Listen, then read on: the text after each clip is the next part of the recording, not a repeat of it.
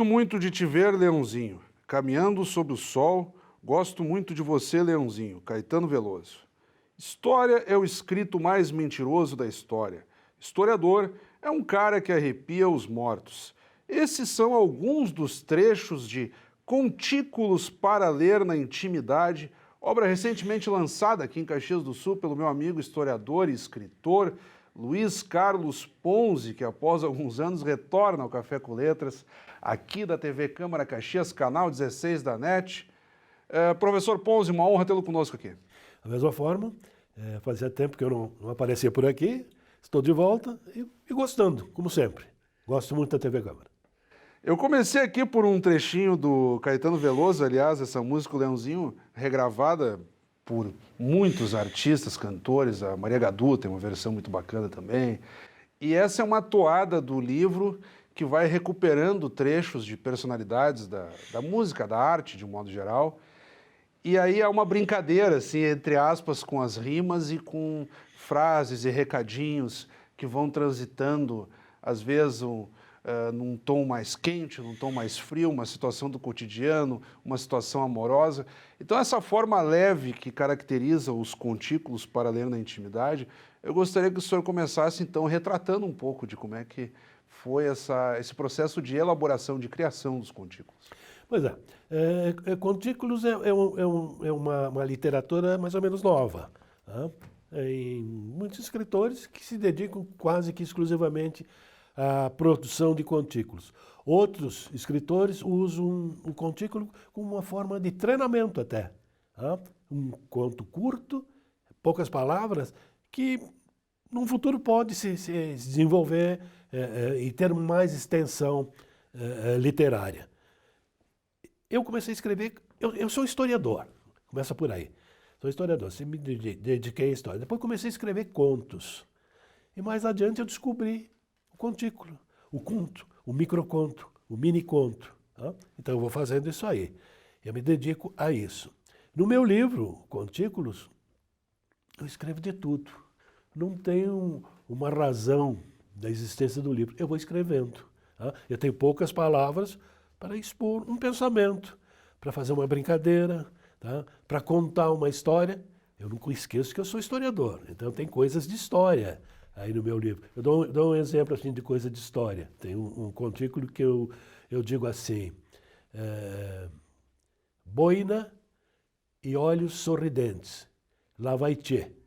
Isso é história, Che Guevara. Isso é história, né? Sim. Isso é história. Um outro com viés de história.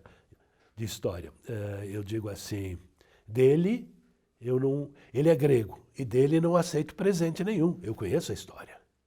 Cavalo de Troia. Claro, presente grego, né? Presente grego. Então, assim, eu vou levando as coisas. Tem um outro que eu gosto. É uma expressão, é uma pessoa, é uma mulher que está falando, isso é história. Ela diz, com uma moça russa, senhor Picasso, só com casamento.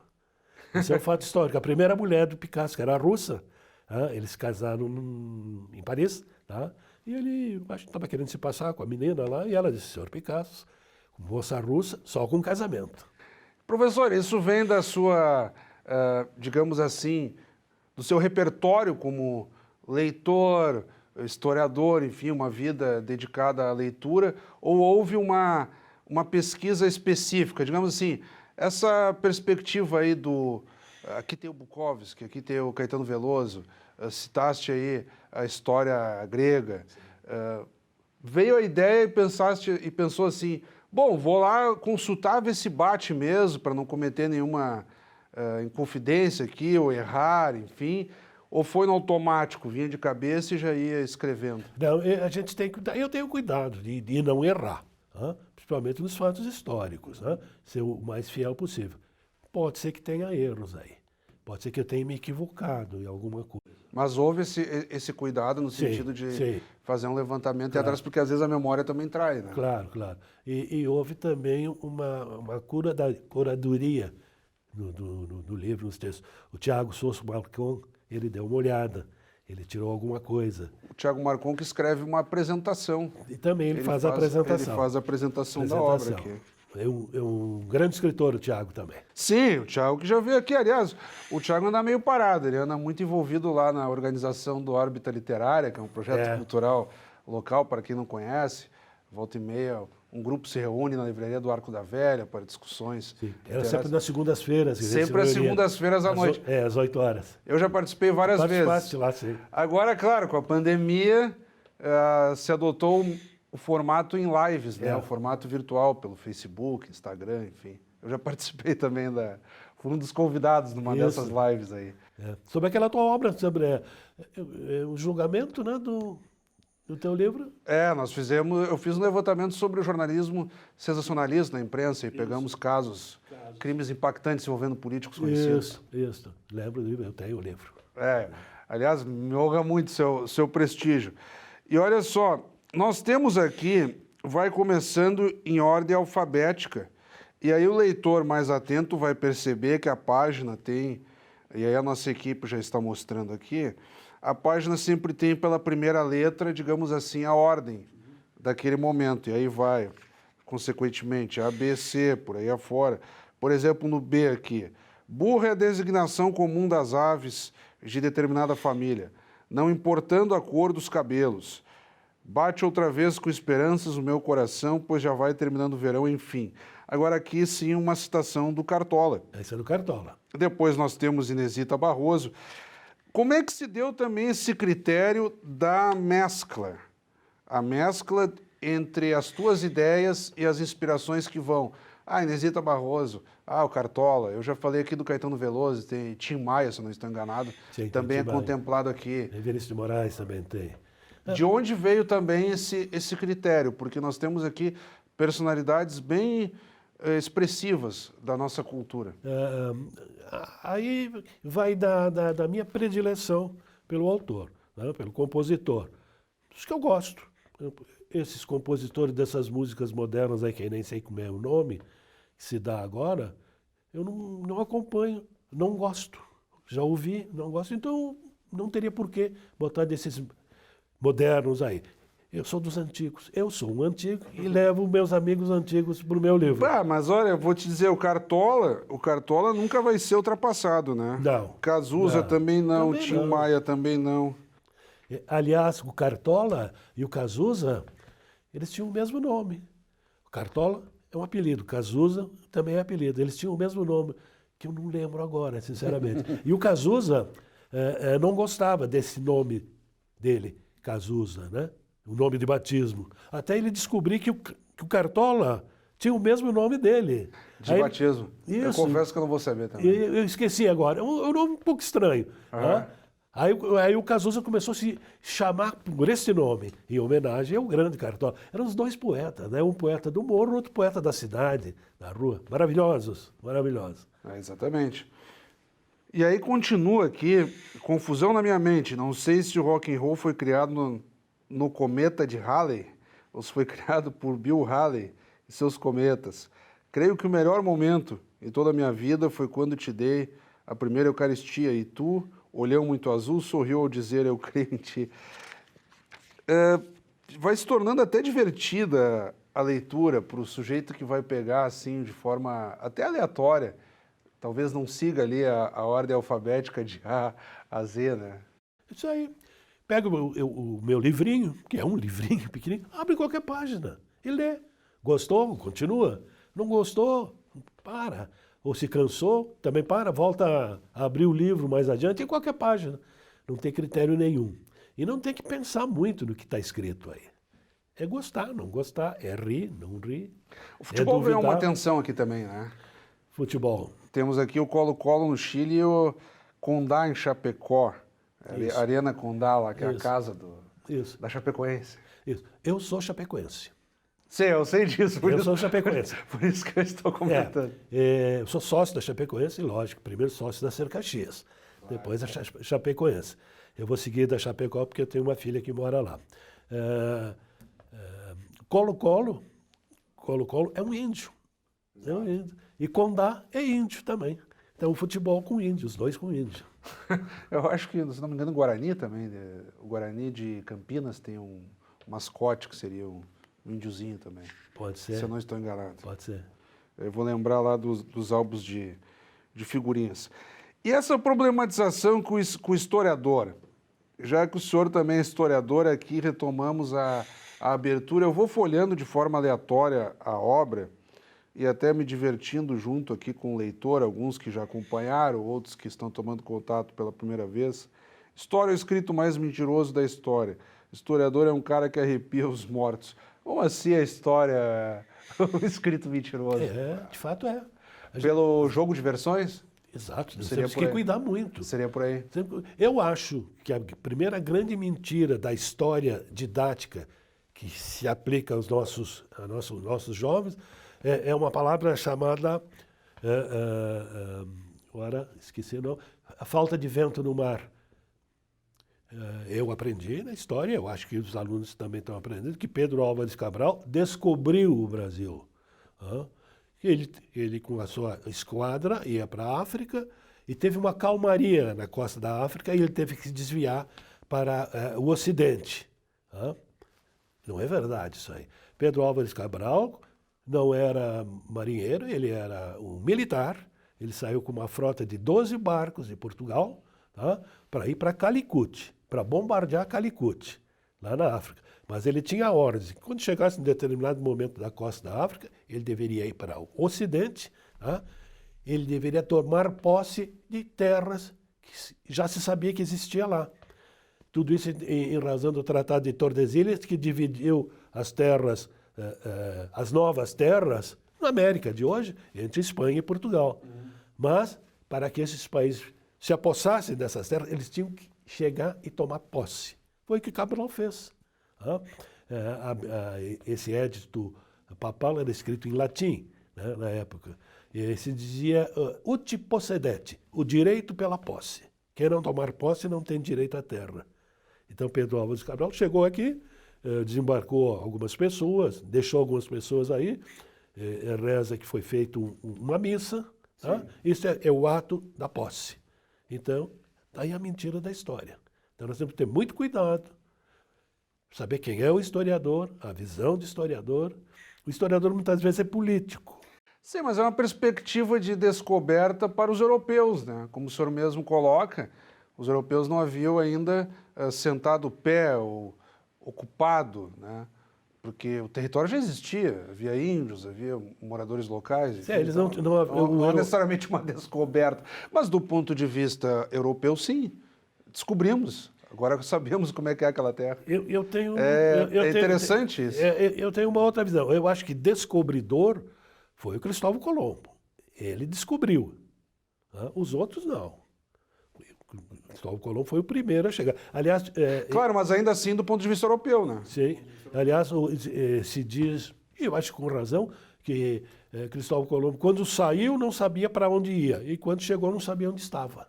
Porque ele queria chegar na Índia, né? Tanto que chamou os habitantes desse local, lá naquela região da América Central, chamou de índios, porque ele pensou que estivesse na Índia. Ele estava equivocado. E o equívoco dele se deu em razão de milhas náuticas mal calculadas. Só isso. Bem, mas aí são os jogos de versões, como dizemos. E que, claro, também esses jogos de versões dependem muito da perspectiva presente. Sim. Digamos assim, o olhar que temos hoje desse fenômeno histórico. Tanto, entre aspas, descoberta da América, descoberta do Brasil, digamos assim. Daqui a 50, 60 anos, talvez as pessoas que nos sucederem terão uma outra perspectiva. De fato, isso aí. Então, cuidado com o historiador. Muito cuidado. Cuidado com a história. A história, às vezes, mente. A história sempre é uma versão, né? Tem aquela história que o pessoal usa muito no direito e também no jornalismo. Para todo fato, nós temos 3 versões, né?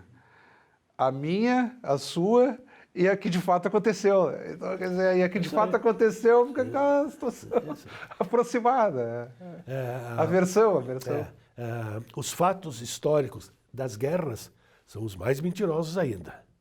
Esses são mais complicados. Tem um episódio, eu gosto muito de Segunda Guerra Mundial, eu sou estudioso de Segunda Guerra Mundial. A perspectiva dos vencedores, geralmente. Exato, claro. Mas tem... A mais óbvia, depois vai se tornando mais complicada a pesquisa, mas aparece também a perspectiva dos que perderam. Os historiadores modernos estão fazendo uma grande pesquisa nos documentos de guerra dos norte-americanos, tá? Sobre o episódio que ocorreu em dezembro de 41, no ataque japonês a Pearl Harbor. Muitos Claro que historiadores... desemboca a própria participação estadunidense no contexto de guerra. Até então, os Estados Unidos estavam mais tergiversando, não entravam de Os Estados Unidos cabeça, queriam, mas eles queriam entrar na guerra, mas precisavam ter um motivo. pretexto. Pretexto. Tá? E eles souberam que o Japão... Eles já tinham descoberto os códigos de comunicação do Japão e sabiam que o Japão estava preparando um ataque a Pearl Harbor. Sabiam. Não se sabia exatamente quando, né? Mas sabia que iam atacar. O que eles fizeram? A esquadra americana no Pacífico era poderosíssima. Mas em Pearl Harbor, no dia do ataque, só tinha barco velho. O senhor fala que houve uma afrouxada no sentido de facilitar esse pretexto. Os grandes porta-aviões não estavam lá. Porque havia uma dificuldade de convencer a própria população. Exato. Eles não tinham muita... O governo, no caso, tinha dificuldades de convencer a sua própria população do porquê de entrar na guerra. Mas eles queriam entrar na guerra. A guerra pelos americanos foi planejada para muitos anos. E depois a gente viu a conquista norte-americana praticamente em todo o mundo, né? Isso foi planejado. E os historiadores estão atrás disso. O historiador é um pesquisador que vai atrás. É um cara chato, às vezes. Sim, ele vai atrás. Eu vejo que numa das suas brincadeiras aqui com a letra H, nós temos uma menção ao ex-comandante alemão Adolf Hitler. Sim. Hitler, o marido da Eva Braun, no caso, era vegetariano e tanto no inverno como no verão usava ceroula. E mesmo assim quase dominou o mundo. O Hitler é outro também que motiva aí pesquisas intermináveis, né? A tal da caçada ao Hitler, né? Que Exato. Tem gente que diz que o Hitler morou na Argentina. Aqui na Argentina. Aquela história. A Argentina era muito ligada à Alemanha. Inclusive, em Bariloche, eu conheci um prédio muito grande lá, onde se fazia... Durante a guerra, né, um pouco antes, os alemães estavam lá fazendo pesquisa de água pesada, que eu não sei o que é água pesada, mas era um dos componentes da bomba atômica, lá em Bariloche, a estação de esquis. Então, eles eram muito unidos. É que, de fato, muitos alemães, sim, saíram do cenário de guerra alemão e foram para a Argentina e se mudaram. Sim. Aí vem, digamos assim, as teses de que o Hitler também teria entrado nessa toada. Complicado. Eu, particularmente, acho que não. Acho que o Hitler... Tem elementos fortes de que ele se suicidou no bunker. Né? Sim, ele e a Eva Hitler. Eles já eram casados. Casaram na véspera. Exatamente. Mas aí tem aquelas perspectivas conspiratórias da história que rendem horrores, e isso aí não termina nunca, né? O sujeito vai atrás de documentos, mas não tem uma prova cabal, assim, ó, o Hitler de fato teria estado aqui na Argentina e morado. Não, fica aquela... isso não. olhando documentos, um sujeito que quem sabe ouviu falar, e aí não consegue provar muito, né? São coisas da história. Coisa da história. Muito cuidado com a história também, né? Professor Ponzi, como nós sempre fizemos aqui no Café com Letras, eu vou dar uma pausa na abordagem de contículos para ler na intimidade e de imediato vou chamar as dicas do autor. Roda a vinheta aí.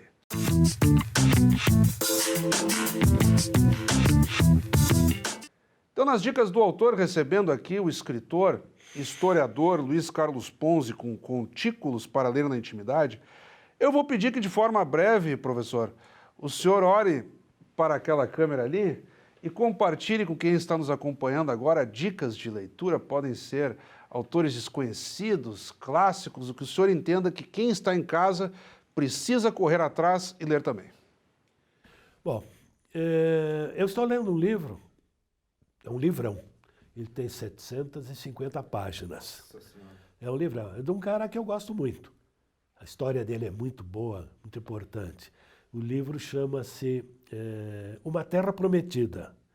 É a autobiografia do Barack Obama a partir da sua vida pública. Que bacana. É muito bom, um livro interessantíssimo.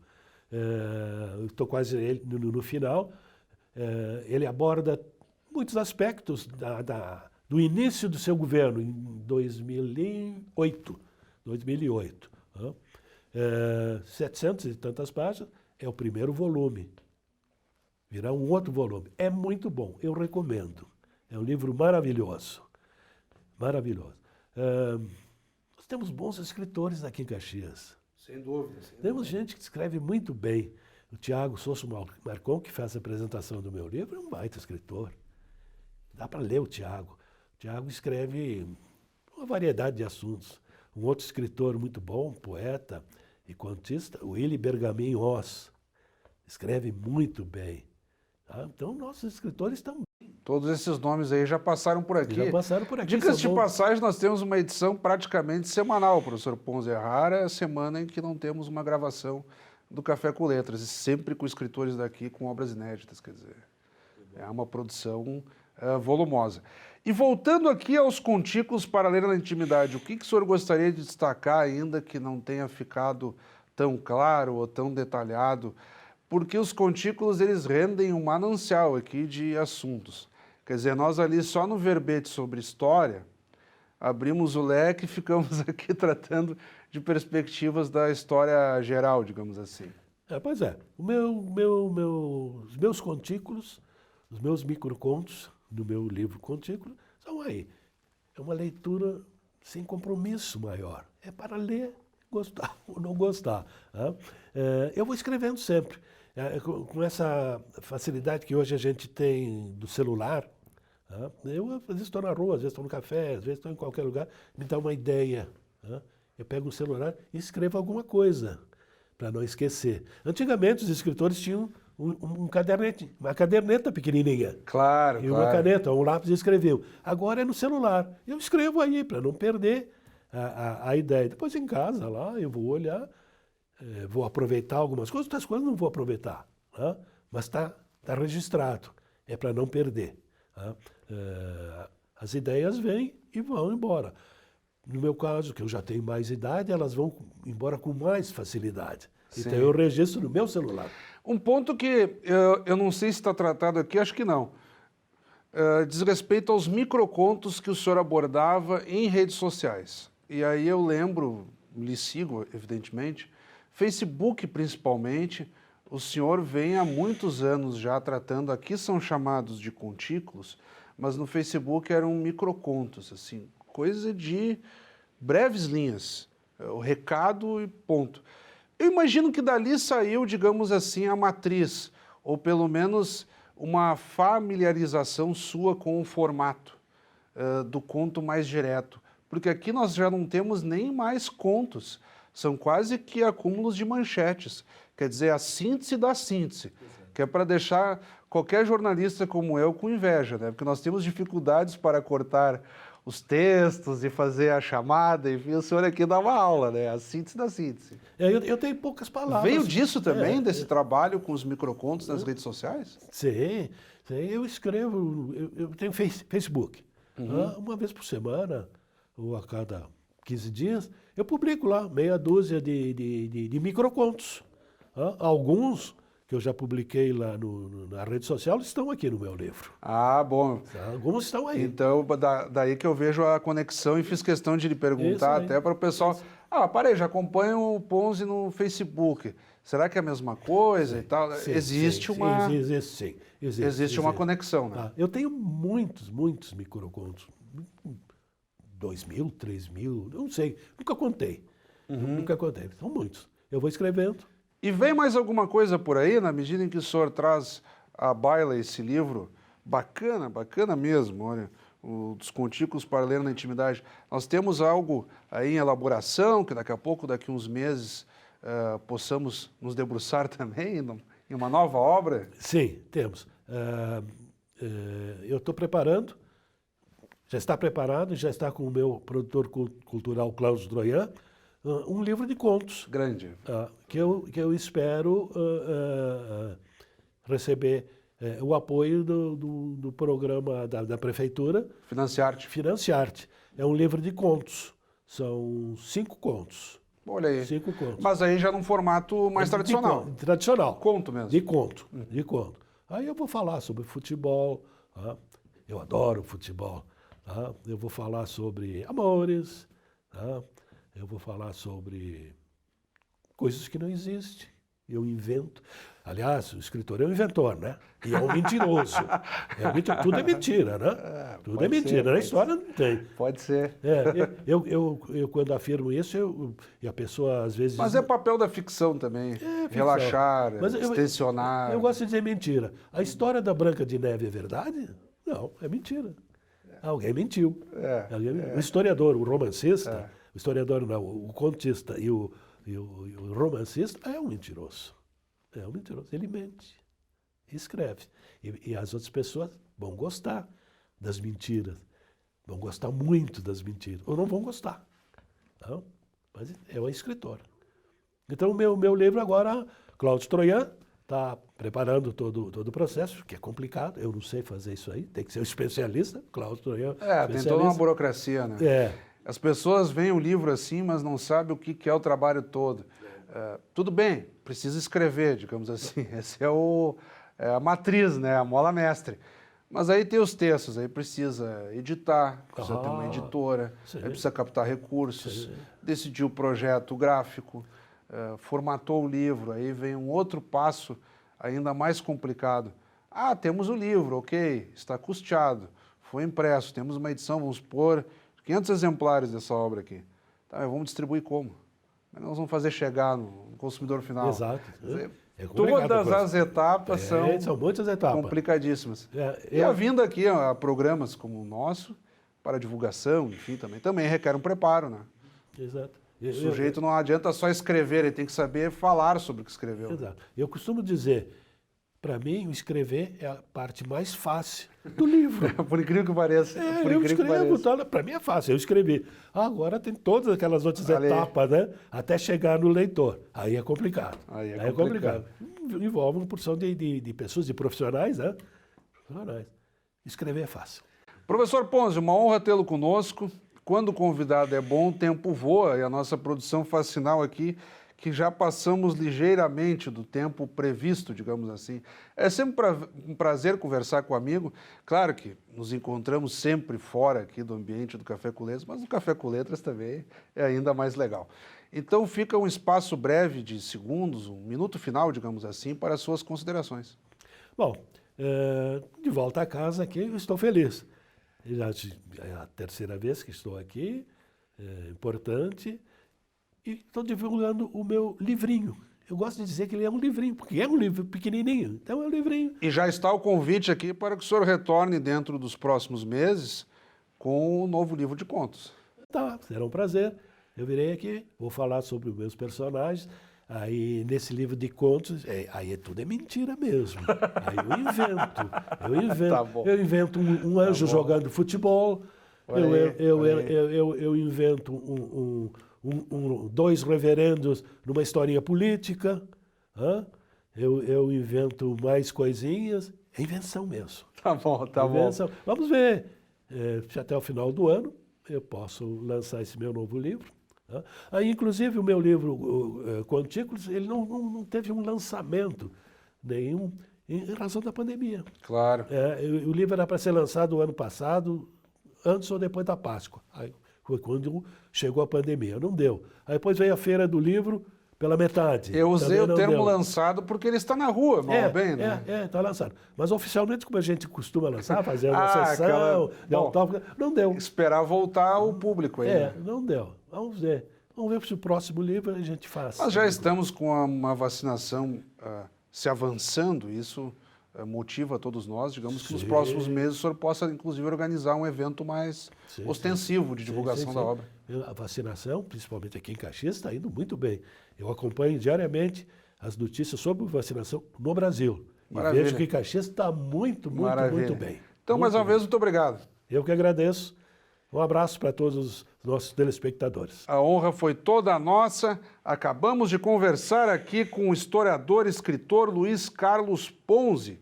Ele que nos brindou aqui com a obra Contículos para Ler na Intimidade, livro recentemente lançado aqui em Caxias do Sul e pauta do Café com Letras desta semana. Como sempre, também convidamos a todos que continuem acompanhando a nossa programação. Até o nosso próximo encontro.